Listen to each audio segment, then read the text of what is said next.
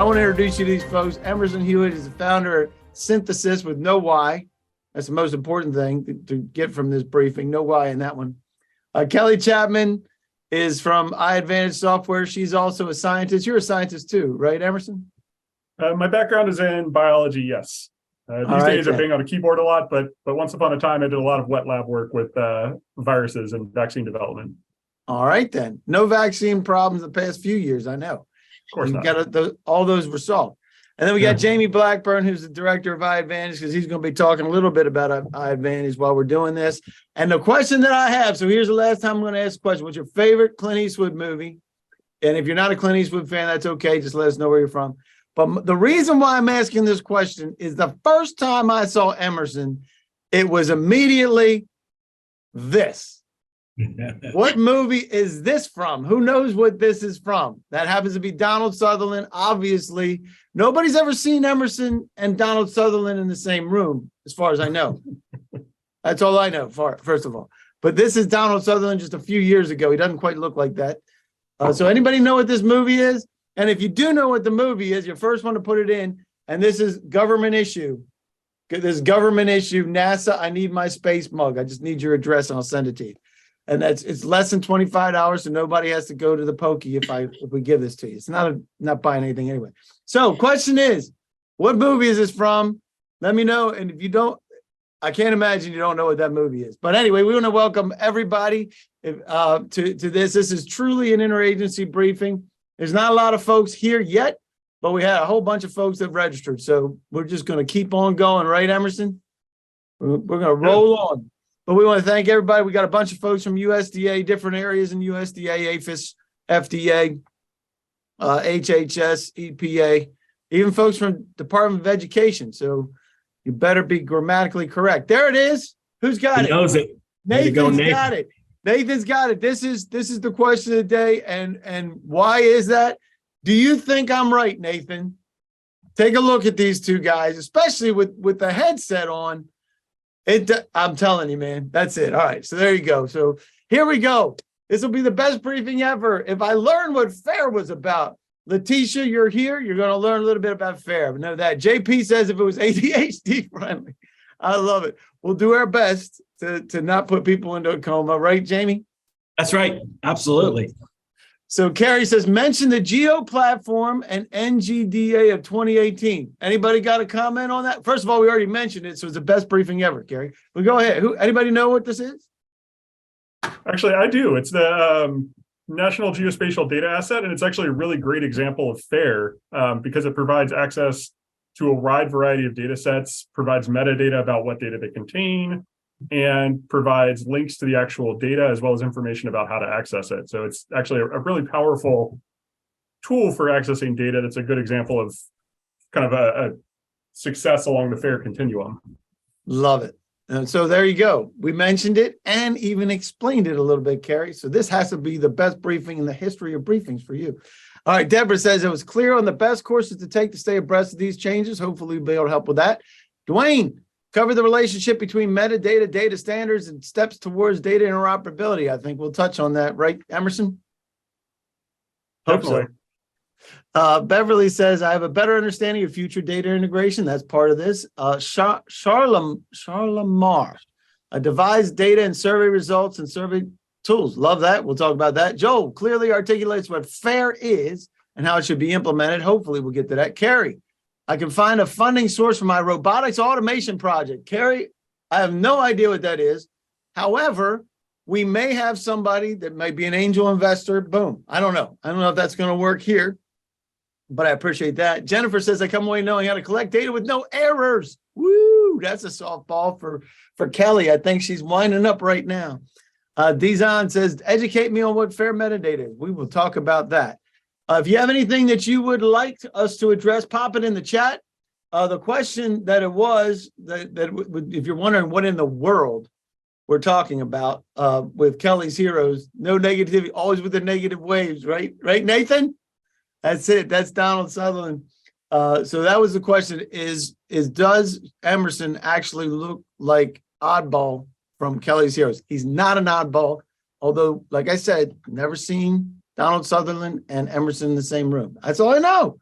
All right. So with that, if you have anything that you'd like to talk about for real, not just Kelly's heroes and craziness like that, but let us know if there's anything. But best practices for building and utilizing cloud capabilities to implement fair practices, because all that's woven in, right, Emerson? Cloud and implementing fair. Maria Alexia, what a cool name that is. What types of data integration practices are sustainable versus unsustainable? Wow, that is fantastic. All right, Jamie, you got anything to talk about that? We'll talk about that a little bit, right? That's right. And Sarah, case studies of government agencies successfully implementing FAIR. We're actually going to drop one on you today. So that's awesome. Judy, automated records management. Judy, you here? Let's see if Judy's here. JP's here. You still with us, JP? ADHD man? Judy Jones. We might, if that's you, Judy, that asked that question for automated records management, pop in what you mean by that. Maybe we'll get you in a little bit later and we'll see if we meet what you're asking for. Beverly, the future of data integration. Absolutely. And what recommended strategies for ensuring data integrity and accessibility as systems and requirements evolve in the future? There's the big softball for you, Kelly. That's all I know.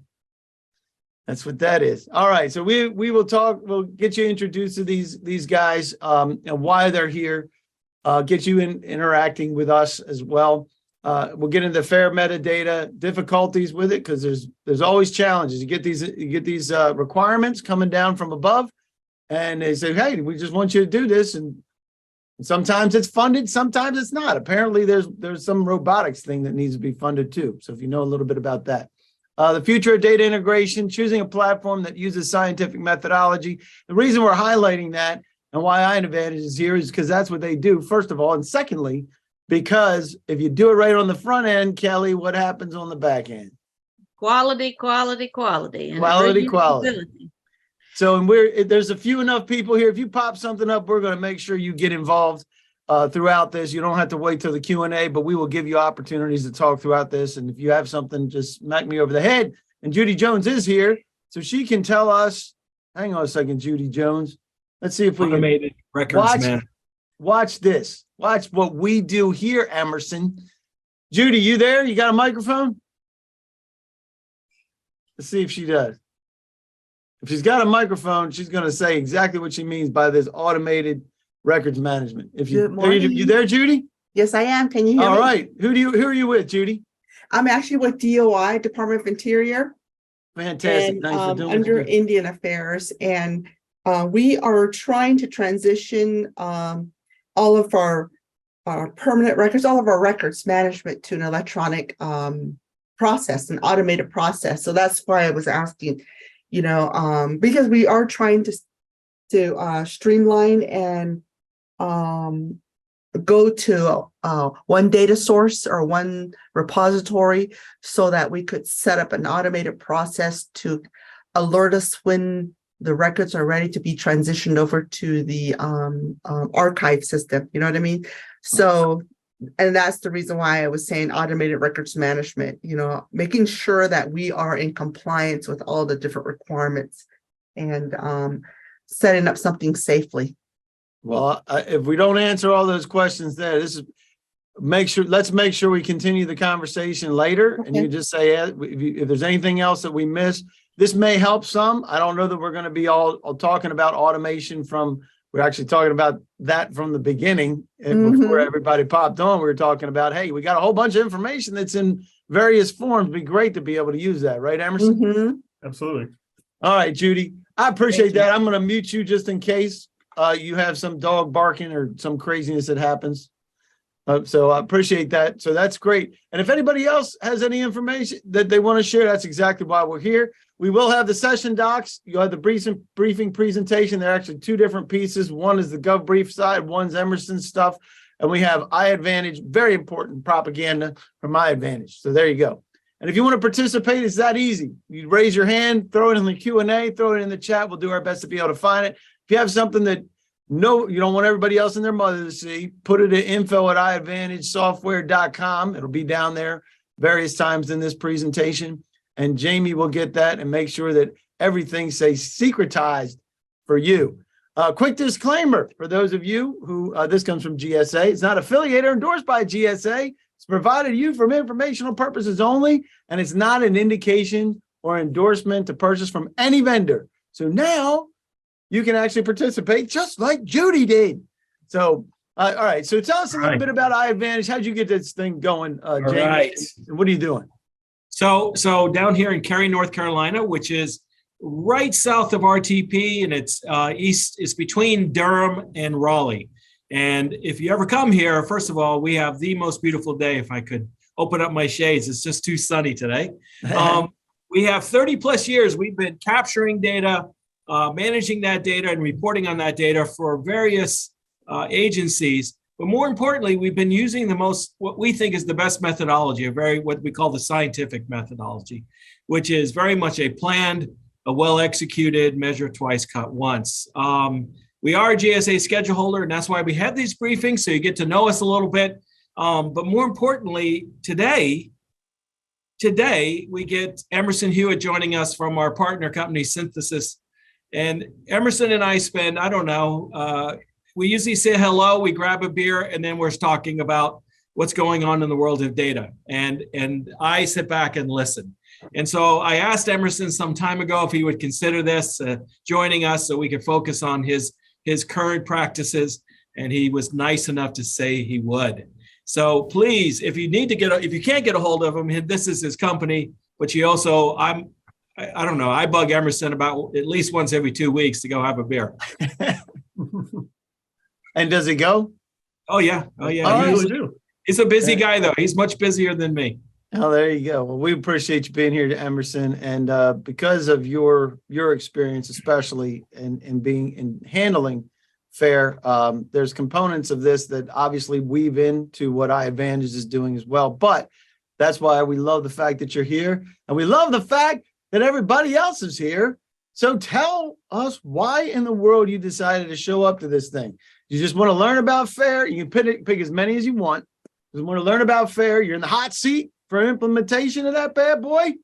You have issues with data, and if everybody should pick that. I don't care who you are, but I'm looking for interoperability best practices, or my boss may become. Somebody's got to be the Weisenheimer and pick that. Just saying. And have you ever been here before? There's a bunch of folks that have ever been here before. So hopefully this is exactly what you expected. And if you've never been here before, you're in for it.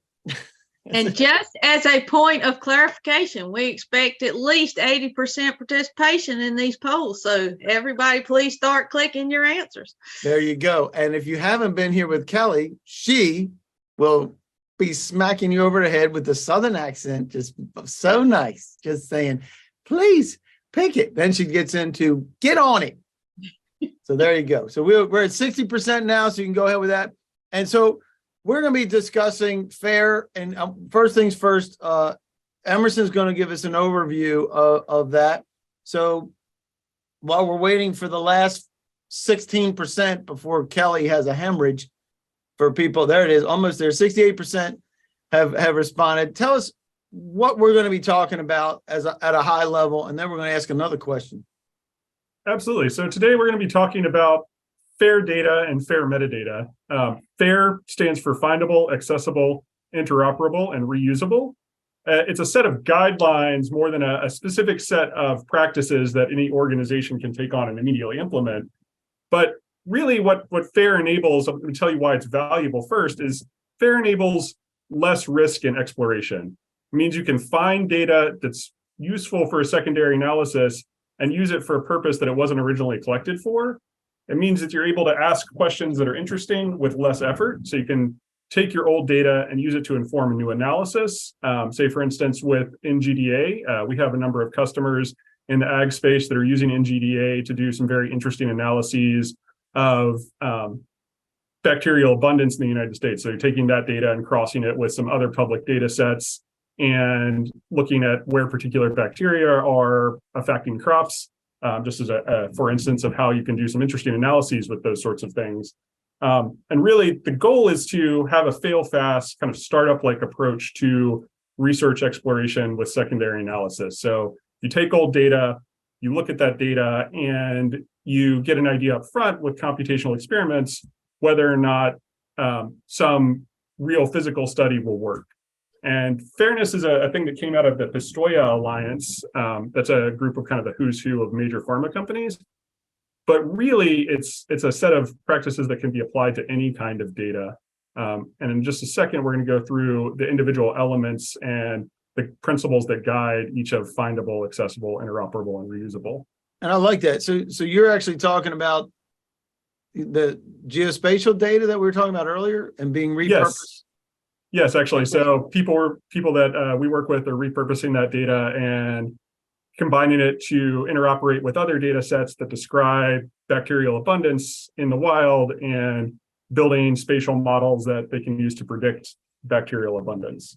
And that goes to efficiencies across the board, right? Because if you're doing this, and you might be able to go back and find data that you weren't even looking for if you're collecting it, right? Is that what that's absolutely? That's kind of the key thrust of FAIR, and the reason that the Pistoia Alliance came up with these guidelines is because the major pharma players realized that they were all doing research that was related and publishing this research, but they weren't making the data available in a way that really pushed medical science forward. And so they had a meeting in 2016 and published this big paper in the journal Scientific Data about fairness. You can find out more at go-fair.org. That's kind of the official website for FAIR. And they published this set of guidelines as really kind of a set of operating principles for enabling scientific collaboration. Love it. Love it.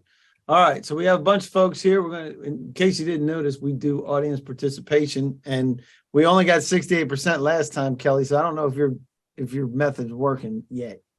So what is it? What's your biggest FAIR data issue? Just getting clean data from the beginning, making my data findable, making my data accessible. I don't know if you notice this, but that actually says FAIR, interoperable and reusable, and you can pick as many as you want on that, and we'll let that get you going. And that's what this is all about. The findable, accessible, interoperable, and reusable. And you mentioned those principles. And where did you say that? Where are the principles found? Go-fair.org, and I'll stick it in the chat, actually. That'd be great. Go-fair.org. Love it. Yep. And you're going to walk through the principles. Yeah. There will be a quiz at the end. Just kidding. And you'll notice that a lot of these principles have data and then meta in parentheses. And really what that means is that principle applies to both metadata and data. I'm not going to read through each one of these individually. They're available on gofair.org, as I mentioned. But really, like, findability is about making sure that you can locate a piece of data and that you can figure out whether or not that data is going to be useful for a given purpose. So basically, you want to have an identifier that's persistent for that data.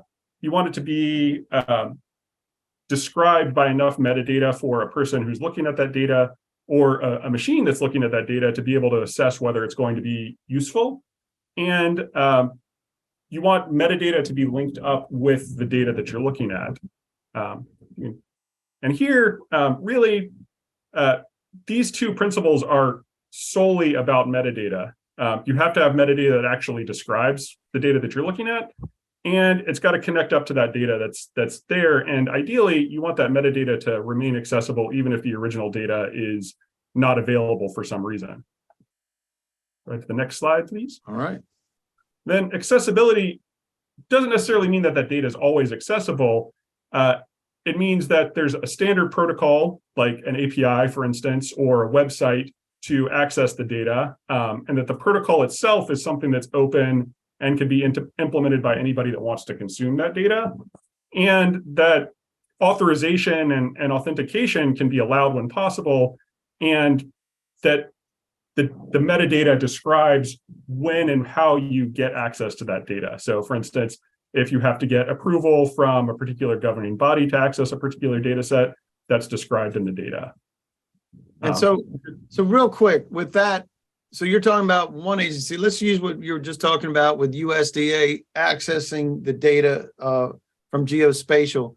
Did they get permission for that, or the data's already out there just to be consumed? It depends on the data set, and I haven't actually used NGDA directly, so I'm not sure how it works there. I can give you an example from like the biomedical world. For instance, there's a major data set from the UK called the UK Biobank, which is a collection of patients, about 500,000 patients that have volunteered to share their medical histories with the biomedical research community. And in order to access those patient records, you have to be able to prove that you're part of a legitimate research institution. And you have to be able to provide actual research credentials. And Carrie's saying, no wonder Emerson seems so familiar. I've been getting into his geodata. We're not going to talk about getting into everybody's business, Carrie. No, so I love this one. One of the most important things, I mean, I'm not involved in this data, but just knowing some of the challenges that agencies have in being able to access data that may not be available for public, but I think that is a huge piece to be able to go back in time and then go and grab that data, provided it's right in the first place, right, Kelly? That's the other thing that we talked about. And oh, by the way, I do want to share this poll with everybody. So this is the poll, getting the data clean from the beginning, super important. Because if it's not clean, it's really hard to use later, and then you got to spend all kind of dollars on AI and everything else to try to fix it, right? So I love it, and everybody's on board. I think it's great, and we actually had 76%. So you guys are getting close, right, Kelly? All right. So as far as the interoperable, this is what does interoperable mean to you? Because it may mean something different to me. Interoperability in the context of FAIR means that there's enough information about the data for either a machine or a person to figure out how to connect it with other data. Right. And in what cases it's going to be useful. So as a for instance, like what vocabularies are used in the data. So say you have categorical fields that describe some situation, for instance, like the kind of soil that is present in a location, just as a for instance. Okay. One data set might use one vocabulary to describe it, another might use a different vocabulary, and being able to No identify way, Emerson. those things No is way critical. Two different agencies use different acronyms. Of course not. Would never happen, right? Never happens. I don't So know where you're from. For interoperability, you need to have that information so that you can figure out what those challenges are and figure out how to wire those two data sets up, basically. And is that what the third part is with the Yes, references? exactly. So you know how data relates to one another. It's very critical to have both a description of the data itself and how it connects to other data. For instance, like this is a soil sample. How does it relate to, say, weather data from the same location? How do I link those two things up? Fantastic. Did somebody raise their hand? Was you, Kelly? It was me. I just wanted to jump in and say, it occurred to me that a good way, Dave, to talk about interoperability is very similar to many years ago when the scientific naming system or nomenclature of genus and species were developed. And it was primarily to make sure that when people talked about something, they were sure to be talking about the same organism. And that flows all the way through all data. It has to be organized and developed in such a way that no matter where it goes or where it's used or how long it is, people still have the same understanding of what it means. That's a great example, Kelly. We never have any problems between agencies trying to relabel things. Never seen it happen. I'm going to get struck by lightning here. I know I am. Okay, go ahead, Emerson. Take us through this, the reusable. I love this. To me, when I hear things like this and implementation of this, to me, it is so fantastic because then that data can be repurposed, reused, and it doesn't have to just be reused once. It can be really reused, right? Absolutely. It can be reused. And if you go ahead to the next slide, but it shows that kind of the highlight, this is really where like metadata becomes crucial to FAIR. Because you have to have enough metadata to describe the data that's present so that a human or a computer in the future can look at that data and figure out, does it have something that I need in it? You also have to have metadata about the license for the data, especially if it's something that's going to be consumed by the public. How can the public use that data? In what situations are they allowed to use it? What usages are they allowed to put it to? For instance, can they use it for commercial purposes or is it just for research purposes? And you have to be able to tell where that data came from. Like, how was it generated? How was it collected? What computational operations were performed on that data to produce it? Is it raw data, for instance? what instruments were used to collect it, that sort of thing. And then finally, you need information about whether or not it meets community standards. What community standards are, it's a Yeah. question left to the community. And in a lot of cases, there aren't formal metadata standards. There are efforts underway to standardize these things, but most of those standards are not things that you can compute. And you'll notice from these FAIR principles that actually a lot of these principles are just guidelines. It's not something that you can validate with a computer. For instance, like there's no way to write a program that can tell you, is my metadata a plurality of the data that's needed to describe a particular piece of data. It sure sounds like you applied some scientific methodology to that, and we will get to that in just a minute. But right now, we are going to talk about how do you collect your data? Because the data collection, are you doing it with paper? Be honest. Everybody, this is the honesty portion of our presentation. Paper, spreadsheets, data collection tool, outsourced data collection provider, or something else. So there's always somebody's going to pick something else somewhere along the line. You can pick multiples too. If you would be interested in trying a scientific collection methodology, we'll make sure we do that for you. And this is what I find awesome about being able to communicate with multiple agencies, because we're actually talking about FAIR being interoperable within these agencies, right? That's the whole concept, right? If we can manage that, man, that'll be awesome. So we'll keep that going. So let's get into metadata. I don't even know what that means really. So can you tell us what metadata is? Metadata is any information that describes data. That might be, for instance, the protocol that was used to collect the data. That might be the agreement that governs how some samples were collected in the field. That might be a computational pipeline that was run to, say, process a set of satellite images into structured data that can be analyzed. It might be the license for the data. It's really anything that describes the data. And in the context of fairness, metadata is whatever you need to make it interoperable and reusable. Especially, you need information about how data relate to one another, as I said earlier, what terms and labels mean in the data. So what are the fields that the data contains, how data is encoded, what workflow produced the data, how you can use the data, and metadata about whether it's going to be useful. What that means in a particular community is difficult to define. Isn't it like, though, Emerson, isn't it like you might not even know the use of the data until after you have it for a while, and all of a sudden light bulbs go off and say, wow, we could really use that, and USDA did it over here, or FAA did it over there, or who knows, geospatial did it over here, right? You don't even know what data you want yet. Exactly. And so that's actually a really important point about metadata. Data itself is not something that should be modified, but the metadata should be something that can be enriched over time, particularly in that case you described, where one agency finds that like they can use a data set in a different way or with a different set of analyses.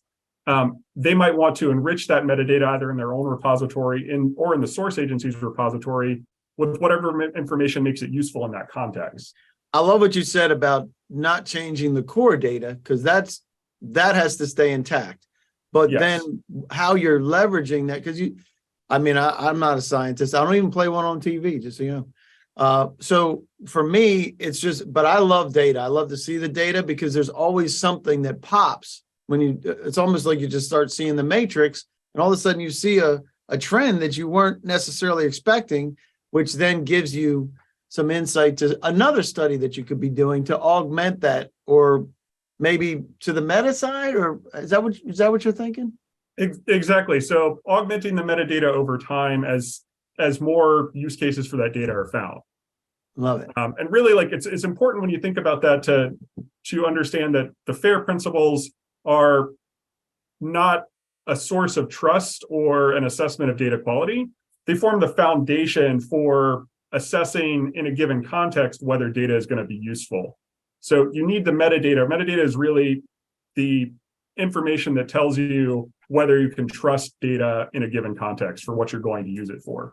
Before Before we go further, though, I just want to remind our audience that this is not something that typically you have all the answers when you start the process. So as you transition across from not implementing FAIR or not having electronic data to having more electronic data and more metadata, it's an ongoing continual improvement process. Wouldn't you agree, Emerson? I would 100% agree. And even for data that you're collecting today, to the point that Dave, you just made, what you need for it to be fair within your organization might not be what makes it fair for another organization. So there needs to be a mechanism in place for the metadata to be enriched over time. And for historical data, it's absolutely a continuum from paper to spreadsheets to a database to a single source of truth. It's a continuum that every group is currently on the journey of making. I love that too, that we're all on the same journey. In fact, Thomas put in there, a good example is with biocomputeobject.org. No idea what that is, but thanks for popping that in there, Thomas. That's why we do this. Love it. Biocompute is a great example of sharing both the data that was collected as well as the workflows that can produce that data. And that sort of thing is really important in scientific reproducibility, where you're doing a lot of computational work. And Judy's got her hand raised again, so I'm going to say to unmute you, Judy. Go ahead and unmute, unless you did that by accident. Oh, no. I was just going to share that we have a contract in place right now with the OSU to capture all the treaty database, all the treaty documents into a database. And that's why I was saying records management. How do we have a lot of historical trust documents, records that need to be scanned and digitized, and making sure that the metadata is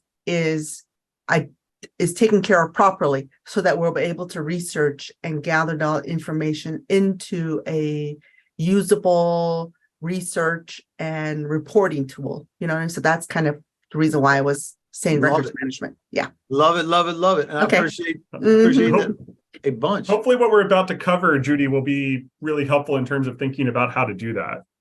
Oh, okay. Awesome. There we go. All right, Emerson, take us through the FAIR metadata. Yeah, absolutely. So I hope you're starting to see how if you have metadata that tells you how to find your data, how you can access it, and enough information about that data to make you able to decide whether or not you can use it for a particular use case, how that might enable you to do more secondary analysis with that data more quickly. And when you can do that sort of analysis really quickly, or you can ask questions, for instance, Judy, about the data that you have without having to go through the paper, you can answer your questions much more quickly and more importantly, much more cost effectively. Yep. So if FAIR metadata is sorry, go ahead, Dave. But no, I was just going to tell Judy, we'll make sure we continue the conversations. I think one of the things we want to do is make sure we get through this, and Judy will make sure you get what you need. If anybody here, I'm sure we know people that can help, no matter what. Whether folks here can help, we'll make sure you get the help for sure. So go ahead, Emerson. I'm sorry. So I was going to say, FAIR metadata and FAIR data sounds like really great, right? It makes it so we can use our data for downstream things. Why isn't that actually happening, and what are the barriers to that? So Dave, if you'll step ahead to the next slide. It's always easy, man. Of course, it's always easy. FAIR. You just said it. FAIR. FAIR. It's an acronym. It should be easy. It's absolutely. It's always easy. The core challenges are actually very difficult to overcome for fairness. The first being incentives, primarily because the rewards in data collection are not at all related to making sure that you have good metadata and making sure that your data can be used later. Your rewards are answering the immediate research question. If you're in industry, it might be generating some IP for your company. If you're in government, it's collecting that data and making sure it complies with the applicable regulations. And those incentives don't align with spending a bunch of time making sure that you've made your data fair, especially if you're using tools like paper or spreadsheets where there's a lot of manual effort. In the design world, there's this concept of desire lines where there's an unplanned path that doesn't match up with what somebody designed that represents the easiest way to get there. And in the data world, our data tools really don't align with needing to answer questions quickly if we're spending a lot of time having to manually collect metadata. And there are a lot of economic challenges too. Data management is historically pretty under-resourced compared to other areas of research. And also there's a big training gap, especially in academic training. Like if you're getting a PhD, you're spending your time actually learning about the subject matter. And whatever data management training you get is typically dependent heavily on who's running the lab you're in. So it's a wide range of training there, and there's no like formal training on how to do good data management. And then finally, there's a serious ergonomic challenge that really leads to desire line, which is it's difficult to collect these metadata accurately. And things like the FAIR guidelines, it's not something that you can validate easily with a computer, and there aren't good standards that let you validate data effectively.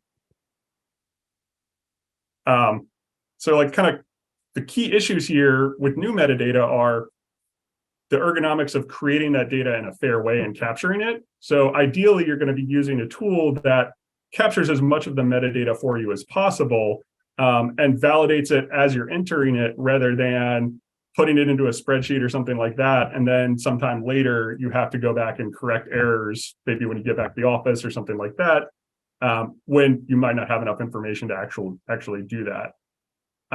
There are some really interesting tools out there in the open source space for dealing with especially spreadsheets and historical spreadsheets. The one I'll name by name is a tool called CEDAR, CEDAR.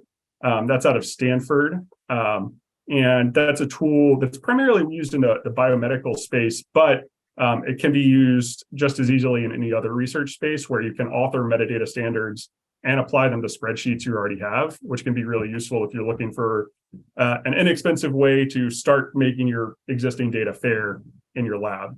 And with existing metadata, there's too much of it for manual processing. So you really need to use some sort of automated tool to try to make it fair. Dave, you'll go ahead to the next slide. I'm just looking at that. Legacy formats and high variability is where we are almost absolutely. Right, because everybody is there all the time. The good news is if you find yourself struggling there, you're not alone. There isn't anybody, because we don't collect data just to have data. We collect data to do something with the data, right? So at least we do in our world. So I'm sorry, didn't mean to hijack it. Go ahead. No, you're totally good. That's a really important point. And really, like in the future, to make our metadata fair, we have to have computational assistance. We've got to make metadata validation machine actionable. So we've got to have machine actionable definitions of what good metadata looks like. Ideally, that's going to be in a system where you can't collect bad metadata. But if it's not, it's going to be something that lets you validate your spreadsheets as quickly as possible and as close as possible to when they were created. And we also need intelligent assistance for things like vocabulary fields and naming fields. So if somebody's working in a spreadsheet, can we make that spreadsheet so you can't enter bad data in the spreadsheet, for instance? And really, like the ultimate goal is to make it easier for people. And unfortunately, spreadsheets, a 2D data grid where somebody can do calculations, that's a really powerful tool that's very difficult to take away from scientists. So we're going to be stuck with spreadsheets for a long time. Even if you have an ideal system, you're going to have to deal with spreadsheets. And that's not even talking about the existing metadata that might be paper-based. It might be in 15 different databases made over the course of 30 years.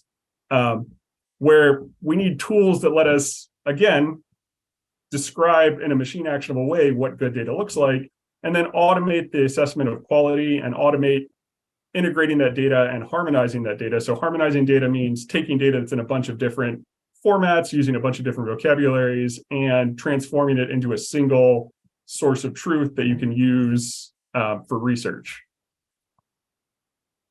So what can we automate today using technology that we've got? The good news is actually we can automate a lot of this using things like natural language processing. ChatGTP actually, if you got on the call very early, Kelly and I were kind of chatting about that, is a really powerful tool for this that can do things like abbreviation disambiguation very, very well. And it performs kind of at the state of the art without any additional prompting compared to an existing system. So for instance, you've got documents with a bunch of bad abbreviations. You might want to use something like ChatGTP.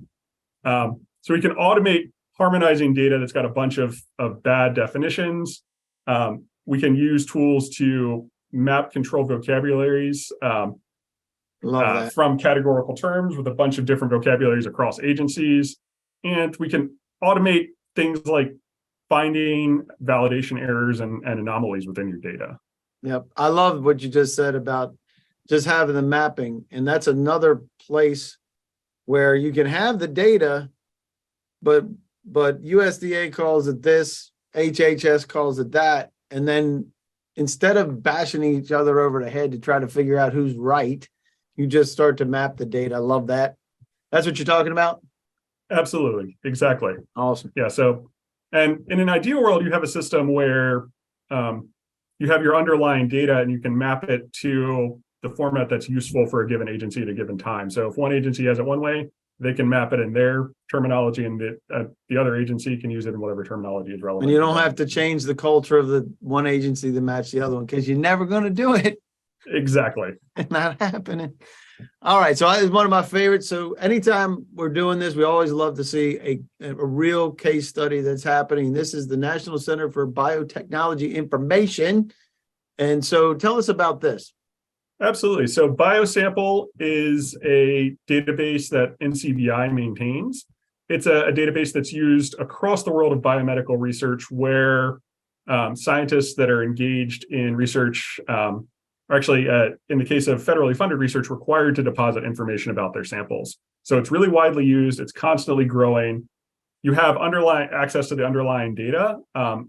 Primarily, that's things like genetic sequence information from studies, which is really, really important if you're going to do downstream secondary analysis. So say you're looking, for instance, to understand what bacteria might be related to skin cancer. You can look at this biosample database and look at all the samples that are bacterial genomes associated with people with skin cancer, which sounds great. You can do a lot of really interesting things with that.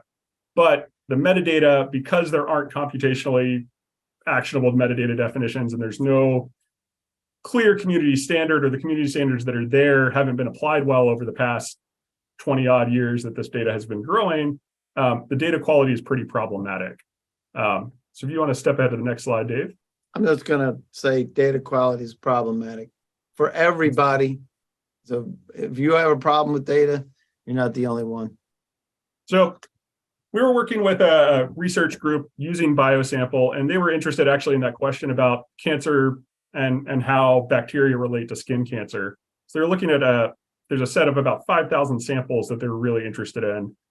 And they were very interested in doing something called metagenomic analysis, where they look at all the bacterial genomes and they're comparing them and looking for genes that might be relevant. And they were comparing this to a big private set of data as well. So they're integrating this huge public data set with a private data set. And they really needed these 6 metadata fields out of it. They wanted to know how old patients were, the sex of the patient, where that sample came from, what kind of cancer they had, how far along it was, and where the sample source was taken from. And in this data set, for instance, patient age across 4 fields, very different. As a human, you can see this is the same, but for a lot of data analysis tools, it's really difficult to integrate this. You step ahead to the next slide as well, Dave, the next couple of slides. Yeah. Disease name, sometimes it's collected with the data itself, sometimes it's in other linked data. And sample source was all over the place. That's the next slide. Across 18 columns in total, described in a wide variety of ways. Very difficult to aggregate that, but with natural language processing, you're able to pull all of that together and make a data set that's actually useful. And that's a small example. We actually are very interested. If anybody from NCBI is on the line and interested in talking about harmonizing the whole thing, that's a conversation I'd love to have, because when I was doing research, I use BioSample a lot and I'd love to make it better for people. So you're talking really, about the existing data, right? Is that what we're talking about? Yes, exactly. That's making existing data fair. But really, in an ideal world, you collect it in a fair way to begin with. Unfortunately, we were talking about ergonomics before, and all of the barriers to fairness. We're going to have to make ergonomics much easier so that that desire line and what we need data tools to do lines up more clearly, because we're never going to change the incentives. People care about the results. They don't care about whether the data is good. And if you're talking about fair metadata, the people that are enjoying fair metadata are not the people generating the data. That's somebody at a different or managing agency. the data. Exactly. Or managing the data. So we asked you about how you collect it. Let's talk about how you manage it. Are you managing it with paper, spreadsheets, data management tool, custom database, outsourced data management provider, or something else? Because and then the second part is, I already did that one. Sorry, I didn't mean to do that twice. You can click that, or click if you don't want to do it, let me know. But anyway, it's on me, it's on you to assemble the results, make this data make sense, and make decisions with the data. So that's the other part of this equation, because depending on what you just said it, Emerson, is depending on what you do. If you're on the IT side and you're the IT propeller head, no offense, that's where you live and you love data. But if you're on the science side, you're in the R&D side, it's a different viewpoint of the same pieces of information and being able to make those pieces work together. That's the real magic, right? Absolutely. That is the real magic. And really what the future has to look like is using computational assistance to make it easier, no matter which of these tools you're using to collect your data, to actually make that data accessible to other people. And the good news is actually we're really kind of starting to enter a virtuous cycle where we have AI tools that make it easier to improve curation. We have better curation tools to make it easier to collect good data up front. And we have more and more community standards that let us assess like whether or not data is fair enough for a specific use case. And so over time, we're going to get more and more kind of high impact secondary analyses, and people are going to start to see the value of fair. And hopefully we'll see some culture changes as well that go along with these ergonomic changes to make it easier to get better data.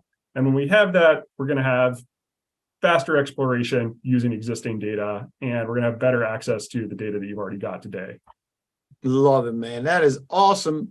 Great job all the way through, Emerson. No doubt in my mind why Jamie likes to meet you for beer. I can't imagine the conversations you guys have over beer. But even so, just going through this, where the integrated metadata, vital for being able to pull these pieces together. You want to bring us through this, and then we're going to Kelly's going to pop up in just a second. Absolutely. Anything else? Yeah. The big takeaway from this is that the more fair you can make your data, and as Kelly said earlier, it's a continuum. You don't have to make your data completely fair. If you can just provide a little bit of information that enables people to look at what you've got from other agencies and see if it might be useful, and crucially, who they need to talk to actually get access to that data, then that's a big step towards fairness. And the more fair your data is, the more useful it's going to be to other people using it. And I couldn't, thanks for the segue, by the way. Great job, Emerson. So we're going to be talking about the scientific process. And because if you do the data right in the beginning, then you have better data in the back end, right, Kelly? Yes, and basically what I have to say here is no new news, most likely to folks on the call. It's just a reminder, and it fits right in with all that Emerson has shared with us. I would, before I start this, like to just clarify one thing so nobody takes away the wrong message. Emerson made a comment about people are worried about getting their data and not about how good the data is. I just want to make sure you know that good has to do with more of these FAIR principles and metadata, not the fact of whether or not the data is correct or is honest. So please don't go down that road.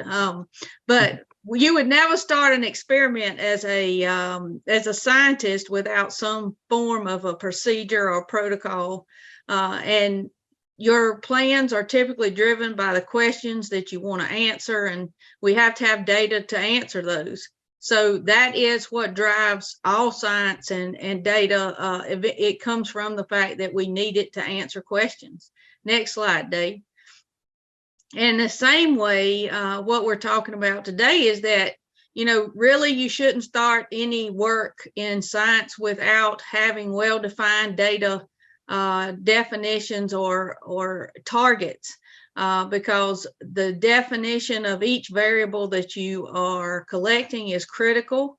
It's just as critical as a protocol design. No matter how good your protocol is, if you don't have a really good plan for when and how you will collect the data and making it consistent, then what you get out of the experiment is compromised from the beginning. And Kelly, can I ask you a quick question there? Yeah. Earlier, somebody said earlier somebody mentioned that it was really they were really interested in understanding how to plan for future changes and requirements in data. Wouldn't you say that having a documentation of what each variable is and how it relates to your protocol is kind of the foundation of making that data useful over time? Absolutely, yes, I would. I would say that, and oddly enough, though, in my career, I would say that it's one of the most often overlooked pieces of the puzzle, no matter whether you're talking about academia or government or business. And it is the fact we get so focused on where we're going that we forget to map out how to get there and get the best results. And what we're talking about here with variable definition and just defining your data is really the key, in my opinion, to fair data and to long-term reuse of data, from the standpoint that it's understanding what that piece of data is. What's the purpose of it? How will you collect it? And when we talk about variables, sometimes as scientists, we get confused and think about one thing versus there may be 3 or 4 pieces that come together, like the units that you're going to use and being able to change those in the future. So not to get too into detail because we are limited on time, but just the fact that definition and the information behind each piece of data that you collect is the beginning of having good data and the beginning of the fair process for your metadata. So just real quickly, and we won't have to stop on here long, but it's some examples of not well-defined data and causing problems. It could be something as simple as using 2 different units to measure the same variable in 2 different locations, or having locations where multiple locations for a study or experiment. And because we don't have a good data collection procedure and archiving of that data or handling of that data, we lose data, and therefore we lose time and we lose information. So I just wanted to add to the fact of what Emerson had said from the standpoint of a scientist, of all of you who are on the call here who handle data, that it starts with the very simple things of defining what are your variables, the metadata behind those variables, as simple as what units, and the language that you use within your data set. That's it, Dave. I love it, love it, love it, love it. Always the consummate rock star with getting us where we want to go. If we want to continue the conversation, that's where we'll make sure we continue it with iAdvantage, with Emerson, or somebody else like Judy. I'm not sure. A lot of this was scientific, Judy, so we were kind of moving towards the scientific side, but your problem is not a unique problem either. And so we'll do our best to be able to help you get to where you want to go no matter what. And as always, participation is easy and encouraged. If any questions before we jump, I want to make sure that we get to the next part, but we have about 5 minutes that we can apply. If there's anything else, anybody, Judy, you're welcome. And so if we don't have any other, here's one in the Q&A. Here we go. If you speak fail, where the language is where L languish, management loses interest and resources fall off. Nathan, you are correct. However, I'll put my piece in. What do you think of that? If you speak fail, where instead of fair, it's fail, where your languish, management loses interest and resources fall off. That's absolutely true, by the way. Yes, yeah. It's changing the acronym on us. Yeah, man. Can't do that, Nathan. We already had the acronym today. Yeah, we're done. I love that. We don't want the L. The difference between fair and fail. How many letters is it? L, M, N, F, P. Whatever. But yeah, I love that, Nathan. Thank you very much for that. Before we jump, I told you earlier, you're not under obligation to purchase from any vendor, but if you wanna, you can, because iAdvantage has a GSA contract and they have the ability to do it through partners. So if you have anything that you need, we'll make sure that you get it. And if iAdvantage can't do it, we'll help you find somebody that does. Next week, early next week, because it's Thursday in the afternoon, what we do is repackage this and we make sure that you have a briefing presentation and all the rest of the things linked to the video. So now that the Oscars are done, guys, this could be the next Oscar material, I think. But I appreciate you guys joining us. And Emerson, thanks for letting me do the humor earlier without leaving me. Absolutely. Appreciate it. So no negative waves from Emerson. Just saying, if you don't know what that means, then you missed the intro. That was with Emerson and joining us. So we definitely appreciate you joining us. And for those of you who are of Irish descent, everybody's of Irish descent tomorrow. The luck of the Irish be with you. So there you go. Awesome, Jamie. Anything you got for final comments? Nope. Thank you so much for attending. Call us about anything. We love talking about smart things to do. So, we're opening ourselves up. No matter what, you can at least use our minds to review whatever you might have. Awesome. Appreciate it. Nathan said, thanks for the mug offer. Donate the mug to a good cause or the speaker. So Emerson is going to receive I Need My Space mug from Nathan, because I promised him, because he had the right answer of Kelly's Heroes and why I pulled that up. So we will do that for you. Thank you, Nathan. So there you go, Nathan. So then I asked him for his address. He's like, Dave's a stalker. I'm not giving it to him.